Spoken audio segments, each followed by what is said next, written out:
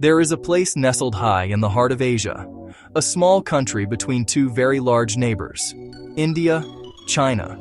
This country is Nepal, known for its tall mountains, ancient temples, and people who celebrate life with a quiet strength. But Nepal also holds mysteries, secrets in plain sight, choices that are rare in our modern world, details that make you pause and wonder. They make Nepal feel special, a land apart. One of these mysteries is its flag. Look around the world. Every other nation flies a rectangle, but not Nepal. Two crimson triangles, one above the other. Another mystery is time itself. Most nations keep whole hours, some half hours. Nepal chooses plus 5:45. Why does Nepal have the only non-rectangular flag in the world? To understand, you must look closely at its form. Two crimson triangles, one above the other, bordered in deep blue. These shapes are not an accident. They speak from history. They come from the old royal banners of two dynasties. When the kingdom unified, the banners were joined. One flag for one nation born from two houses.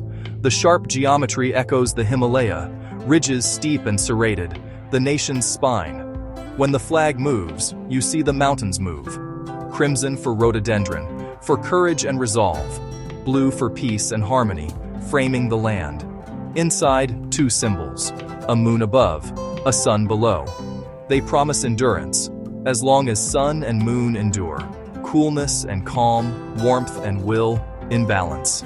This is more than an emblem. It is Nepal's poem in cloth. Now, let us think about time. In a connected world, we sync our days to UTC. Most places choose whole hours. London at 0, New York 5 behind, India a half-hour step. But Nepal does something else entirely.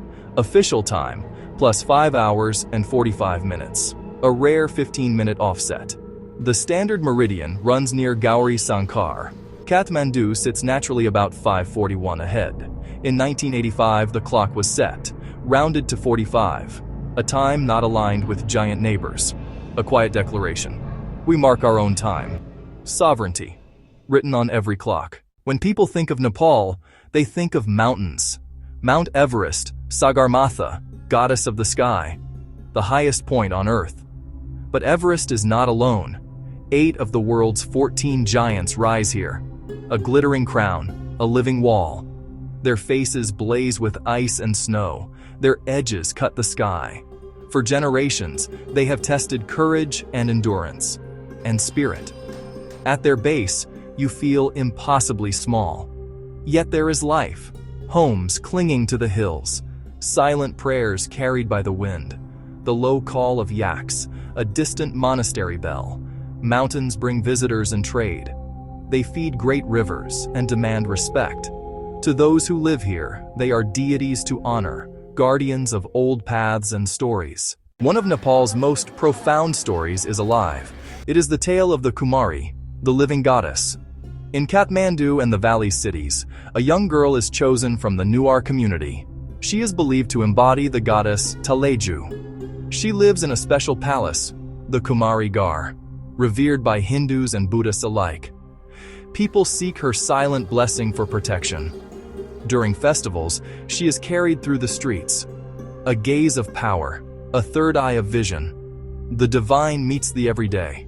She is a child with immense responsibility. Her life walks between two worlds. When she reaches puberty, the role passes on. She returns to ordinary life. Another child is chosen. In her calm gaze, a people find the sacred watching over them. Faith in Nepal is a tapestry of many threads. Hinduism and Buddhism live side by side. Lines blur beautifully in daily worship. History braided belief and trade, prayers and goods. Gods and bodhisattvas share sacred spaces. Many gods, many paths, many stories. Color, sound, and deep devotion fill the air. A harmony that is lived, not declared. The heart of Nepal beats in simple rhythms. Fragrant stalls, loose-leaf tea, hand-woven color, warm cups and soft voices greet the day. Festivals punctuate the year. Laughter and bright powder, golden light against the night. Work begins before the sun, lives tied to mountains above. Childhood games, elder tales, and easy welcome. Nature is not backdrop but force.